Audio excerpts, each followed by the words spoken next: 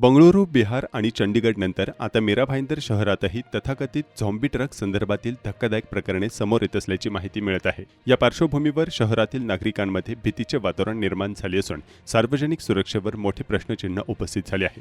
Zombie drug म्हणून ओळखल्या जाणाऱ्या या घातक अंमली पदार्थाच्या सेवनामुळे व्यक्तीचे वर्तन पूर्णपणे अनियंत्रित होत असल्याचं सांगितलं जात आहे। काही ठिकाणी या ड्रगच्या प्रभावाखाली असलेले लोक विचित्र हालचाली करताना स्वतःला किंवा इतरांना इजा पोहोचवण्याचा प्रयत्न करताना दिसल्याच्या घटना समोर आल्या आहेत।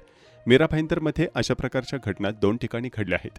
यामध्ये 90 फीट रोड, भाईंदर पश्चिम आणि स्वर्गीय बाळासाहेब ठाकरे मैदानाच्या बाजूला विशेषतः हे ड्रग सेवन केलेली व्यक्ती दिसून आली आहे। असे व्हिडिओ समाज माध्यमांवर व्हायरल होत आहेत। व्हिडिओ व्हायरल झाल्यानंतर स्थानिक नागरिक, सामाजिक कार्यकर्ते आणि पालक वर्गाने चिंता व्यक्त केली आहे।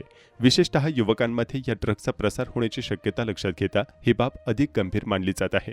स्थानिक रहिवाशांनी प्रशासन आणि पोलिसांना तातडीने या प्रकरणाची दखल घेण्याचं आवाहन केलं आहे। या ड्रगचा पुरवठा कुठून होतो, कोणत्या नेटवर्कद्वारे तो शहरात पोहोचत आहे याची सखोल चौकशी करून संबंधितांवर कठोर कारवाई करावी अशी मागणी नागरिकांमधून होत आहे। दरम्यान आरोग्य तज्ज्ञांच्या मते अशा प्रकारचे अंमली पदार्थ केवळ व्यक्तीच्या मानसिक आणि शारीरिक आरोग्यावर घातक परिणाम करत नाहीत, तर समाजात कायदा सुव्यवस्थेचा प्रश्नही निर्माण करू शकतात।